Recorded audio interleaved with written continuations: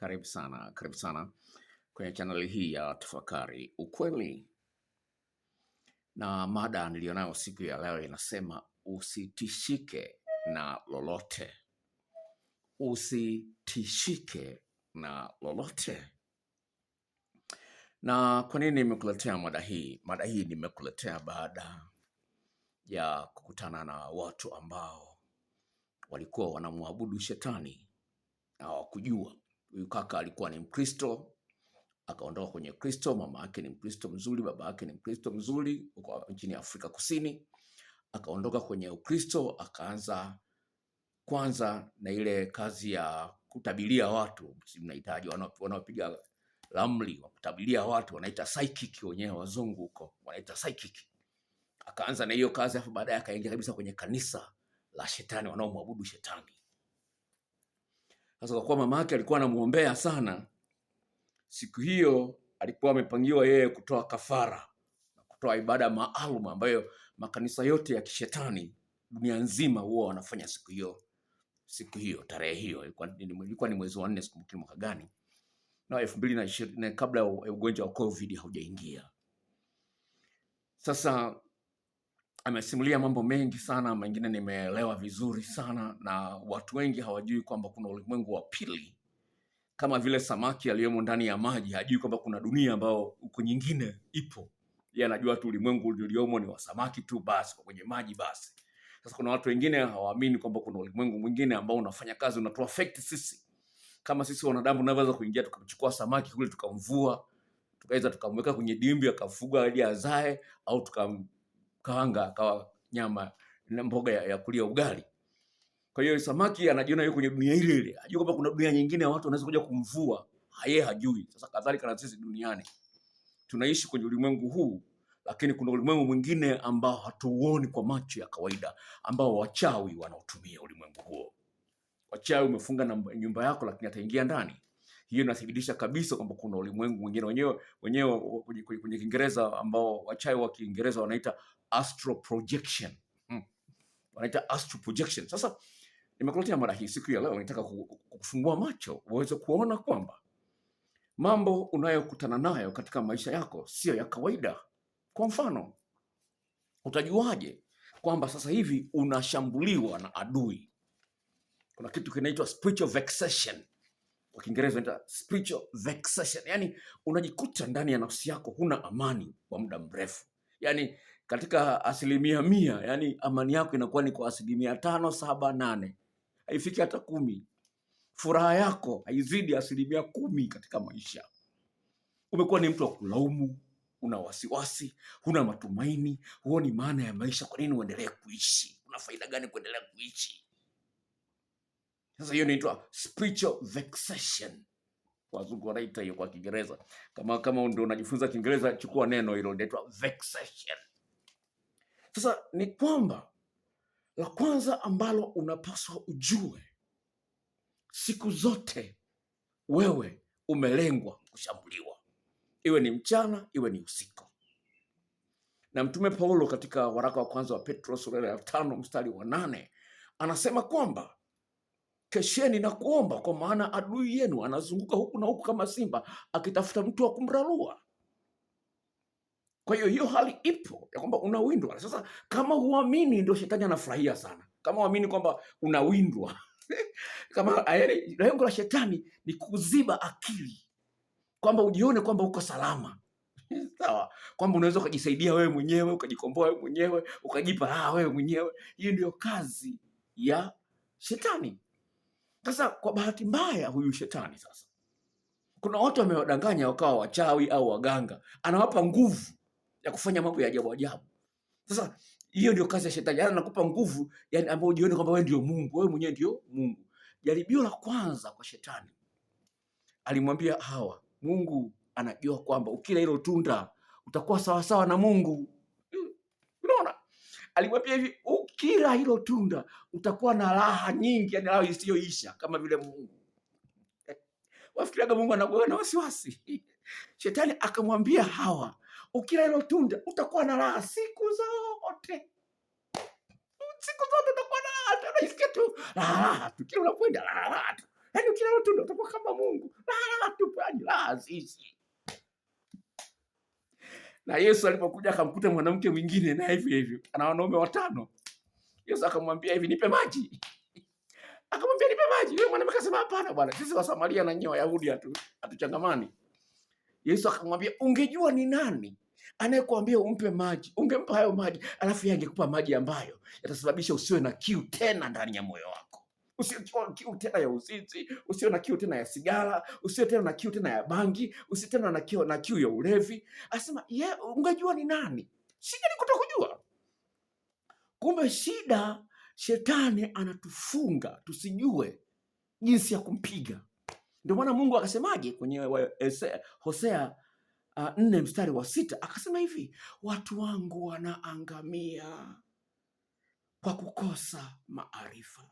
Akasema watu wangu, Mungu akazungumza kwa masikitiko makubwa, akasema watu wangu wanaangamia kwa kukosa maarifa. Kwa hiyo basi, ishara ya kwanza kabisa ya kwamba aidha unashambuliwa au tayari umeshashambuliwa, umetekwa. Haleluya! Ishara ya kwanza ya kwamba aidha unashambuliwa au umeshashambuliwa, umetekwa, ni kwamba huna raha moyoni mwako. Muda mwingi huna raha, muda mwingi huna amani. Utapata tu watu wa kulaumu, utalaumu mazingira fulani, utalaumu sijui vitu fulani, utalaumu sijui mimi ni mnene sana ndio maana mume wangu ananipendi, utanilaumu mimi ni mweusi sana ndio maana mume wangu anipendi, utalaumu vitu fulani. Lakini vyote hivyo havistahili kulaumiwa. Sio wazazi, sio serikali, sio watoto, wala sio majirani. Havistahili kulaumiwa. Swali ni kwamba hujamjua huyu Mungu aliyekuweka hapa duniani ana makusudi gani? Na kwa sababu hujamjua, hujamfuata kikamilifu. Sasa tafiti za kisayansi za hivi karibuni zinasema hivi, watu wengi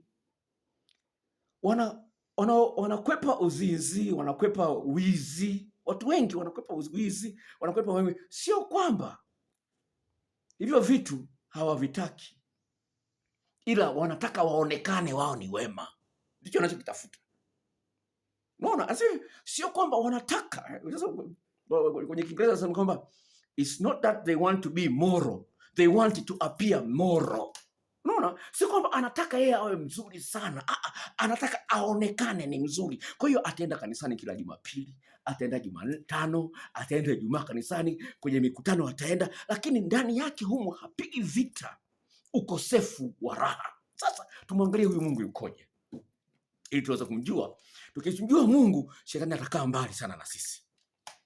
Sawa? Unaona? Tukimjua Mungu, shetani atakaa mbali sana na sisi. Naomba tuende kwenye kitabu cha tuanze cha Mwanzo kwanza, kwenye historia kabisa ya Mwanzo. Kwa nini nasema kwamba kuna mtu atakuja tu na kutisha? Mwanzo sura ile ya 3. Mwanzo sura ile ya 3. Mwanzo sura. Haleluya. Tuanze na kitabu cha Mwanzo. Mwanzo sura ile ya 3 kuanzia mstari ule wa 11.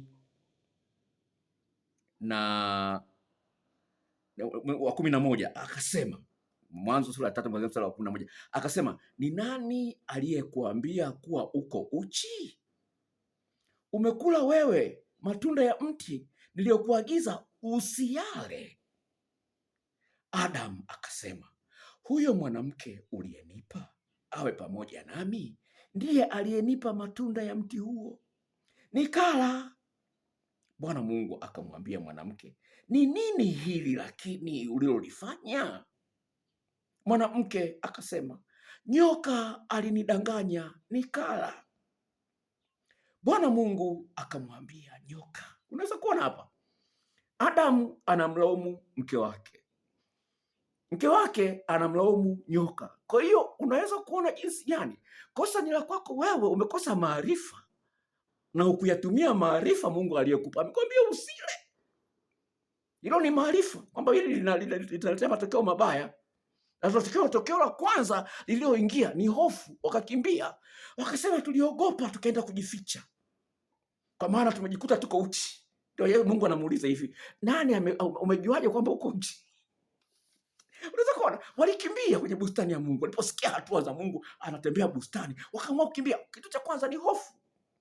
Kwa hiyo Biblia inasema hivi kwenye kitabu cha Ufunuo sura 21 mstari wa 8 inasema hivi, waoga wote, wazinzi wote, wachawi wote, waabudu sanamu wote, walevi wote, sehemu yao ni katika ziwa la moto. Kwa hiyo muoga anayetawaliwa na hofu hana tofauti na mwizi na mzinzi na mwabudu sanamu.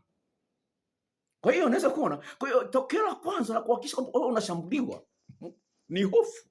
Tuendeleza sana na Mwanzo sura ya 3. Bwana akamwambia mwanamke, ni nini hilo ulifanya? Mwanamke akasema, nyoka alinidanganya nikaa. Bwana Mungu akamwambia nyoka, kwa sababu umefanya hayo, umelaaniwa wewe kuliko wanyama wote na kuliko hayawani wote walioko mwituni, na kwa tumbo utakwenda na mavumbi utakula siku zote za maisha yako. Nami, hapo ndio kwenye pointi yangu, nami nitaweka uadui kati yako na huyu mwanamke na kati ya uzao wako na uzao wake, huo utakuponda kichwa na wewe utamponda kisigino. Unaweza kuona asema hivi, nimeweka uadui. Kwa hiyo kuna uadui kati yako wewe, shetani na majeshi yake, na wewe na watoto wako wote wako chini ya target, amelengwa hivi, jamaa ameshaweka shabaha. Sasa unaweza kuona kama alivyozungumza, ishara ya kwanza kwamba wewe unashambuliwa na adui ni hofu, ukosefu wa raha kwa muda mrefu katika nafsi yako. Tunaenda kwenye Mwanzo hiyo sura ya 4 uweze kuona mtu wa kwanza baada ya kufanya dhambi ya kufanya dhambi, uzao wake sasa, uzao wa Adam, sawa, baada ya kufanya dhambi, kilichotokea, ishara ya kwanza kwamba kweli huyu ameshajitenga na Mungu na adui yuko tayari kumlamba, tunampata kwenye kitabu cha Mwanzo sura ya 4 mstari ule wa 4. Habili naye akaleta wazao wa kwanza wa wanyama wake na sehemu zilizonona za wanyama. Bwana akamtakabali Habili na sadaka yake, bali Kaini hakumtakabali wala sadaka yake. Kaini akaghadhibika sana, uso wake ukakunjamana. Bwana akamwambia Kaini, kwa nini una ghadhabu na kwa nini uso wako umekunjamana? Kama ukitenda vema hutapata kibali, usipotenda vyema dhambi iko inakuotea mlangoni, nayo inakutamani wewe, walakini yapasa uishinde. Unaona, anasema hivi, uso umekunjamana, huna raha. Mungu anamuuliza, kwa nini huna raha wakati nimekuumba mimi na uwezo mkubwa wa kuwa na raha? Kwa nini huna raha? Kwa sababu ameshamuua ndugu yake, hana amani, ana wivu na ndugu yake, hana raha. Kwa hiyo unapokuwa umekosa raha, tayari uko chini ya ulinzi wa shetani. Ndio maana Yesu anaitwa Mwokozi, anakuja kuokoa wale kama wako chini ya ulinzi wako, ni mateka. Sasa ukisoma kitabu cha Warumi sura ile ya 14 mstari wa 17, Biblia inasema hivi, ufalme wa Mungu Baba sio kula na kunywa, bali ni furaha na amani na haki katika Roho Mtakatifu. Kwa hiyo ukikosa furaha, maana yake hauko katika ufalme wa Mungu. Na hofu na furaha huwa havikai pamoja. Wazungu wanasema they don't coexist. Hofu na furaha huwa havikai pamoja, na Biblia inasema hivi kwenye kitabu cha Wagalatia 5:22, tunda la Roho ni furaha. Tunda la Roho wa Mungu ni furaha, lakini sio hilo peke yake. Twende kwenye Zaburi ya 16 mstari wa 11 uone jinsi gani utaendelea kutishwa na adui na kukosa raha katika maisha yako, na kukosa amani kwa sababu hujajua siri hii ambayo Mungu ametuwekea. Sura ya 16 kitabu cha Zaburi mstari wa 11 inasema hivi, utanijulisha njia za uzima, mbele za uso wako ziko furaha tele, na katika mkono wako wa kuume mna mema ya milele. Unaona, anasema hivi, katika uso wako ziko furaha tele. Unaweza kuona. Kwa hiyo ukiwa na Mungu, sasa kwenye Biblia ya Kiingereza inasema hivi, in your presence there is a fullness of joy. Anasema hivi, katika uwepo wako. Biblia ya Kiswahili inasema kwamba katika uso wako.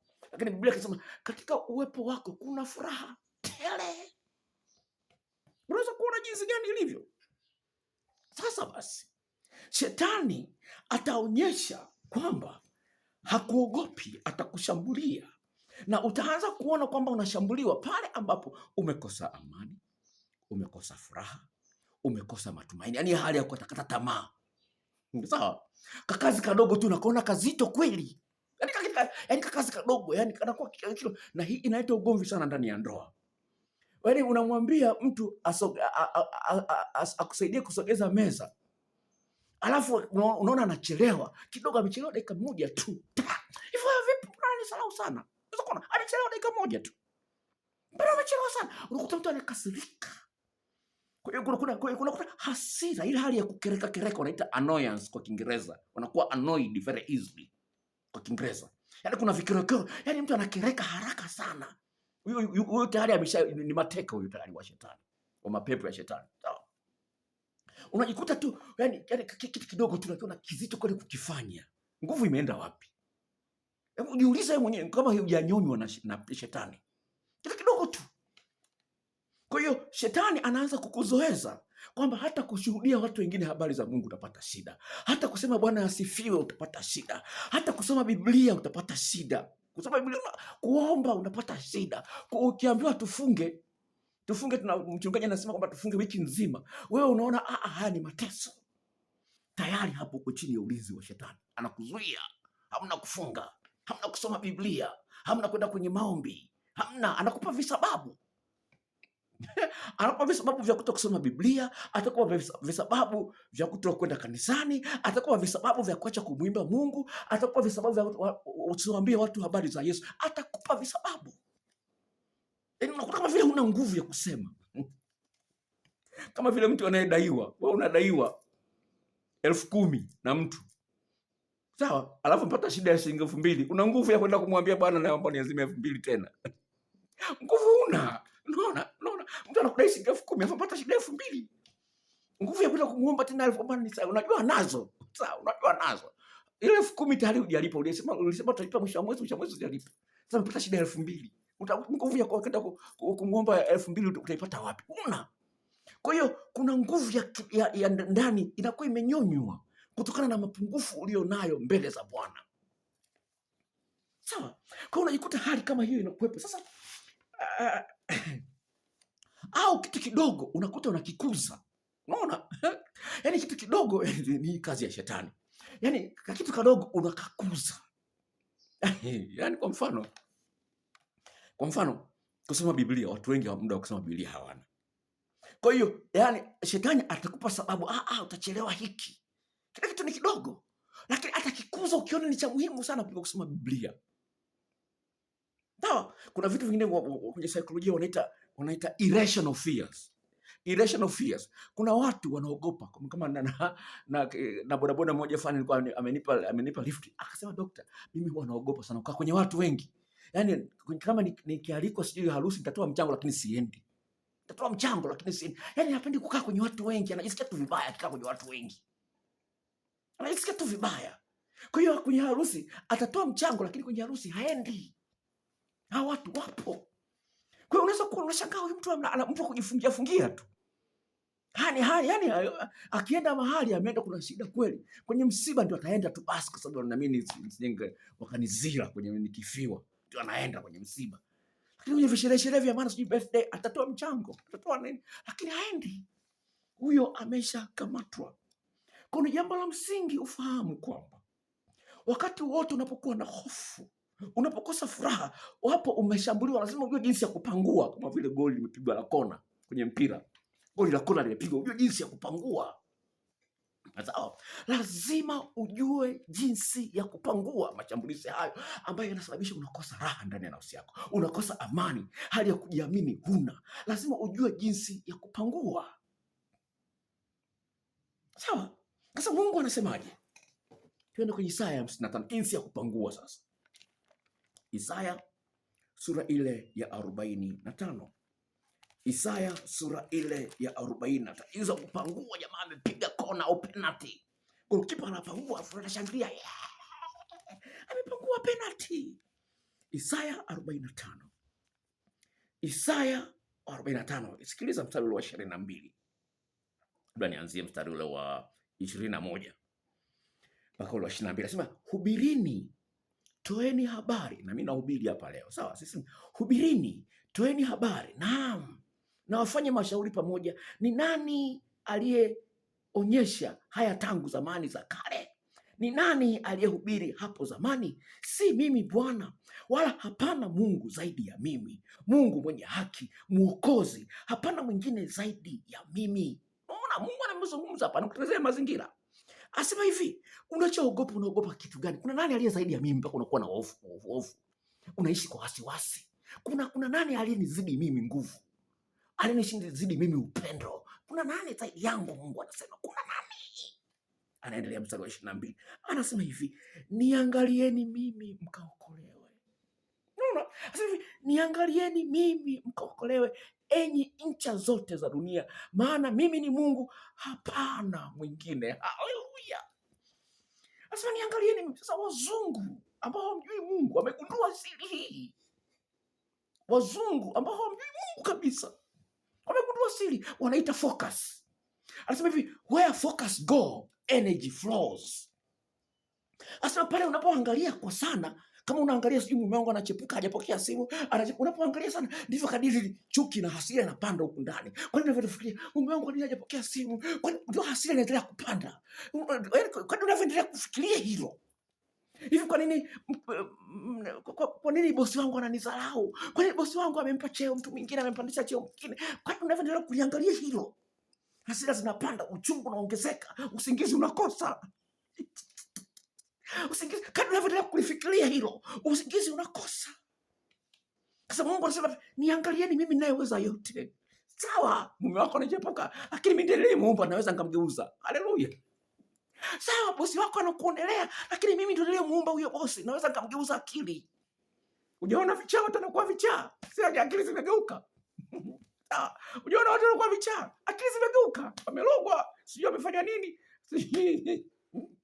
Nilikutana na watu wanaofahamu Mwanza pale Salmakoni, nilikutana na mwehu mmoja anaongea, asema kwa nini unanichukulia mume wangu? Anapiga ngumi hewani, anapiga ngumi, mmemchukulia mke wangu, anapiga ngumi, anaongea peke yake pale Salmakoni, anasema mmemchukulia mke wangu, yuko peke yake, ni mwehu. Kwa maskini aliumizwa, mmemchukulia mke wake kamwacha kaenda kwa tajiri. Kwa hiyo kile unachokiangalia kwa muda mrefu, unasema where focus go, energies go. Kwa hiyo unakosa raha zaidi kama unavyofikiria. Sasa hapo Mungu anapozungumza hivi, narudia tena, Mungu anazungumza mstari wa 22 Isaya 55. Anasema niangalieni mimi mkaokolewe, enyi nchi zote za dunia, maana mimi ni Mungu, hapana mwingine. Sasa basi kuna utamu mkubwa unakuja hapo. Sasa basi hii ya kumwangalia Mungu imetoka mbali sana, imetoka mbali sana. Nataka nikuonyeshe hiki kitu ni cha msingi sana, kwa sababu kina mizizi mirefu sana. Sawa? Kina mizizi mirefu. Kuna mahali kwa nimeandika kitu, ngoja nikitafute hapa. Kina mizizi mirefu sana. Twende kwenye kitabu cha Yohana. Twende kwenye kitabu cha Yohana sura ile ya 3. Kitabu cha Yohana sura ile ya 3. Kuanzia mstari ule wa 11. Anaongea na mlokole hapa, kiongozi wa dini. Anasema hivi kuanzia mstari wa 3 hadi ule wa 15. Yohana sura ya 3, Injili ya Yohana sura ya 3 kuanzia mstari ule wa 11. Amini, amini nakuambia, lile tulijualo twalinena, na lile tuliloliona twalishuhudia, wala ushuhuda wetu hamukubali. Ikiwa nimewaambia mambo ya duniani, wala hamsadiki, mtasadiki wapi niwaambiapo mambo ya mbinguni? Wala hakuna mtu aliyepaa mbinguni ila yeye aliyeshuka kutoka mbinguni, yaani mwana wa Adamu. Na kama vile Musa alivyomwinua yule nyoka jangwani, vivyo hivyo mwana wa Adamu hana budi kuinuliwa, ili kila mtu amwaminie awe na uzima wa milele. Unaweza kuona pale mstari ule wa 14. Mstari wa 14 umetoka kwenye kitabu cha Hesabu sura ile ya 21. Twende kwenye kitabu cha Hesabu uweze kupata picha kamili. Hesabu sura ile ya 21. Hesabu sura ile ya 21. Hesabu sura ile ya 21. Kuanzia mstari ule wa 4. Sikiliza maneno haya mpaka mstari ule wa 9. Wakasafiri kutoka mlima wa Hori kwa njia ya bahari ya Shamu ili kuizunguka nchi ya Edom. Watu wakafa moyo kwa sababu ya ile njia. Watu wakamnung'unikia Mungu na Musa, mbona mmetupandisha huku kutoka nchi ya Misri ili tufe jangwani? Maana hapana chakula wala hapana maji, na roho zetu zinakinai chakula hiki dhaifu. Bwana akakasirika, akatuma nyoka za moto katikati ya watu, wakawauma watu wengi wakafa.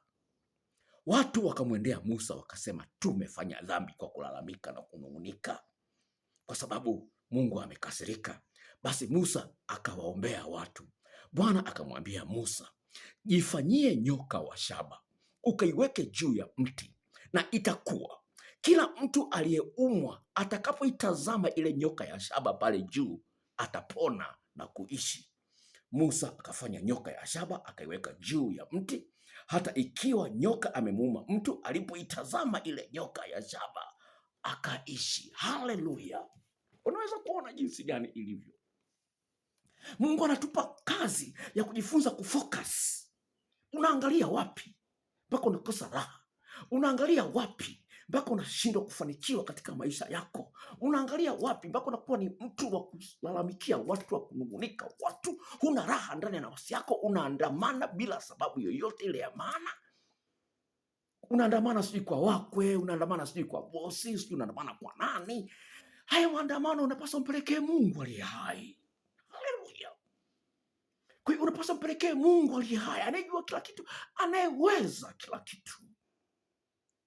Kwenye Yeremia 32 mstari wa 27, Mungu akasema, kuna neno gani linaweza kunishinda mimi? Mimi ni Mungu wa watu wote wenye mwili. Kuna neno litakaloweza kunishinda mimi? Mungu akaongea. Kwa hiyo inapaswa uangalie pale mbele. Sasa shida iliyopo ni nini? Kwa sababu una hofu, unashindwa kumwangalia Mungu, unaangalia wanadamu, unaangalia mazingira uliyopo, unasema sababu ya hili, kwa sababu ya hili na hili, umemsahau Mungu. Mungu amezungumza kwenye Isaya ile ya 45:20, asema niangalieni mimi, hakuna Mungu mwingine, hakuna mwenye nguvu mwingine kama mimi, asema niangalieni mimi. Sasa wewe unaangalia wapi? Unaangalia wapi? Sasa huko unakoangalia, Mungu anakuona, lakini anakuonea huruma. Mungu anakuona kwa sababu hutapata ukombozi huko unakoangalia. Hutapata ukombozi. Twende kwenye kitabu cha Kutoka sura ile ya 32. Kitabu cha Kutoka sura ile ya 32. Uone Mungu anavyoiangalia shingo yako, inaangalia imeelekea wapi. Kutoka 32 mstari ule wa 9. Tena Bwana akamwambia Musa, mimi nimewaona watu hawa, na tazama ni watu wenye shingo ngumu. Unaweza kuona Mungu asema hivi, ni watu wenye shingo ngumu. Nimewaambia waniangalie mimi, lakini wamekaa sana, wanaangalia serikali, wanaangalia waume zao, wanaangalia mabosi wao, wanaangalia sijui hali mazingira yao. Nimewaambia waniangalie mimi, wana shingo ngumu. Imerudiwa tena kwenye Kutoka 33 mstari wa 3, shingo ngumu. Imerudiwa tena na nipana afadhali nisome na hii. Mithali 29 mstari wa kwanza. Na wewe wengi ndio wako hapa, hawaamini maneno ya Mungu. Mithali 29 mstari wa kwanza. Mithali 29 mstari wa kwanza. Sikiliza, nasema hivi: aonyoe mara nyingi akashupaza shingo, atavunjika ghafla wala hapati dawa. Narudia tena. Hapa na mimi nakuonya hapa, usiendelee kuangalia huko, ndio maana nimekuletea ili onyo kutoka kwa Mungu. Mithali 29 mstari wa kwanza. Aonyoe mara nyingi akashupaza shingo, atavunjika ghafla wala hapati dawa. Hebu fikiria. Huyu mtu anaambiwa acha pombe, acha pombe, mpaka ini linavimba, maskini anakufa kwa sababu ya pombe. Anaambiwa acha bangi, acha bangi, acha bangi. Anaambiwa acha bangi. Mwisho anakuwa mwehu. Nashangaa, nashangaa. Anaambiwa bwana, bangi mbaya bwana. Tunayo historia, ushahidi tunao. Bangi mbaya. Watu wamekuwa wewe kwa sababu ya bangi. Acha mbaya. Ameshipaza shingo. Anaambiwa bangi mbaya bwana, bangi mbaya. Lakini ameshipaza tu anavuta. Anakuwa mwehu. Haya, huyu mwingine naye yuko pale siasi, mwanamke. Anaambiwa acha mke wangu, acha mume wangu, mwache mume wangu, anakataa. Mwache mume wangu. Mpaka sasa hivi yuko ni mwehu, watu wanasimulia kwa daladala pale pa siasa. Acha mume wangu, si mwanamke kaenda kwa wachawi, waganga. Wakamloga yule dada, sasa hivi ni mwehu. Yuko pale pa siasa. Mwehu, dada mzuri kweli, lakini mwehu. Anaambiwa mwache mume wangu. Acha kumchepusha mume wangu, asikii. Acha kumchepusha. Asikii. Akaenda kwa wataalamu. Akaenda kwa wataalamu, mama mwenye nyumba. Akaenda kwa wataalamu, hebu mshughulikie huyu. Kaambiwa lete mbuzi mweusi mwenye mkia mwekundu. Hii kazi ndogo sana, wataalamu wakamwambia hii kazi ndogo. Kazi ndogo. Anamchukulia mume wako. Anaitwa nani? Zuena. Zuena, haya. Ngoja tuandike kwanza. Tumweke kwanza mahali ambapo Zuena anaitwa ni Zuena. Ukaandika Zuena hapa. Chukua damu ya kondoo yule, si mbuzi, weka hapa. Ikasema maneno pale. Jamaa, mama ameanza kutembea uchi baba. Kwa hiyo usishupaze singo yako. Huyu mtu anayekuambia hivi anakutakia mema, hana nia mbaya. Anakupenda. Sawa? Anakupenda. Hana nia mbaya. Usione kwamba anataka kunitawala. Sio anataka kufanya nini? Huyu naye ananipanda kichwani. Ananipanda kichwani. Sio anakupanda kichwani. Anakutakia mema, nataka tu ubadilike tu, mambo yawe mazuri, kuwe na amani. Kwa hiyo pendwa katika Bwana, hili ni jambo la msingi sana. Kwa hiyo basi, nimalizie. Ni jambo la msingi sana tukumbuke kutubu dhambi zetu. Kwa sababu usipotubu dhambi, huyu shetani anakuwa amepata kibali cha kukandamiza. Ni vizuri sana utubu, uwe na tabia ya kutubu dhambi zako mara kwa mara. Bwana Yesu anazungumza kwenye Ufunuo sura ya 2 mstari wa 5. Anasema kumbuka ni wapi ulipoanguka ukatubu. Yesu alikufa msalabani kwa ajili ya dhambi zako. Ni muhimu sana uwe unakumbuka kutubu dhambi zako. Hilo ni jambo la msingi sana. Tumalizie na Zaburi ya 32. Zaburi ya 32. Zaburi ya 32. Unasikia maneno yanasema kwanza mstari wa kwanza. Anasema hivi: heri aliyesamehewa dhambi na kustiriwa makosa yake. Heri maana yake ana raha. Ana raha. Heri aliyesamehewa dhambi zake na kustiriwa makosa yake. Heri Bwana aliyemhesabia heri Bwana asiyemhesabia upotovu, ambaye rohoni mwake hamna hila. Niliponyamaza mifupa yangu ilichakaa kwa kuugua kwangu mchana kutwa. Unaweza kuona, asema ukinyamaza utaendelea kuugua. Heri aliyesamehewa dhambi. Sasa walokole wengi hawana tabia ya kutubu dhambi zao. Kila wanajiona ni walokole sana, hawana tabia hiyo ya kutubu dhambi. Siku moja Bwana Yesu akaenda kwenye nyumba ya walokole. Siku moja kwenye kitabu cha Luka sura ya 7 akaenda kwenye nyumba ya walokole. Sasa mama mmoja ambaye alikuwa na dhambi nyingi sana akaambiwa Yesu yuko nyumba ya mlokole mmoja anaitwa Simon. Yule mama mwenye dhambi akaenda. Akawa analia mbele ya Yesu, machozi yanamdondokea kwenye miguu ya Yesu. Simon mlokole akasema huyu Yesu angekuwa ni mkweli mtu wa Mungu, angegundua huyu ni mwanamke wa gani, huyu ni mzinzi, kahaba, amevunja ndoa nyingi sana hapa mtaani kwetu. Angekuwa Yesu angekuwa mtu wa Mungu kweli, angejua huyu mwanamke wa namna gani. Unaona bwana? Angejua. Yesu akamwambia hivi, Simon, nitakuuliza swali moja. Kuna watu wawili walikuwa wanadaiwa hela. Mmoja anadaiwa 50,000. Mwingine anadaiwa shilingi 5,000. Sasa waliposhindwa kulipa, yule tajiri akawasamehe wote dhambi. Ni nani atakaye shukuru sana? Simon akasema ni yule aliyesamehewa 50,000. Akasema umejibu vyema. Aliyesamehewa dhambi nyingi atapenda zaidi. Akasema huyu ametubu dhambi zake, hapa anatubu. Kwa hiyo aliyesamehewa dhambi zake nyingi ndiye atapenda zaidi. Wewe dhambi zako uzitubu, una heri. Na Biblia inazungumza kwenye Mithali 28:13. Sasa hivi asiyetubu dhambi zake hatafanikiwa. Hiyo ni Mithali 28:13, nimeikariri, iko hapa. Sasa hivi asiyetubu dhambi zake hatafanikiwa. Wewe unatafuta mafanikio lakini huna tabia ya kutubu dhambi zako, shetani atakukandamiza vya kutosha, atakuburuza.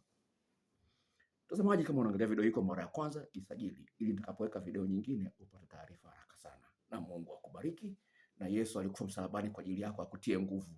Usiishi maisha ya hofu na mashaka. Bwana ni mwema na fadhili zake zinadumu milele na milele. Haleluya. Subscribe, waambie na marafiki, share na marafiki vile vile.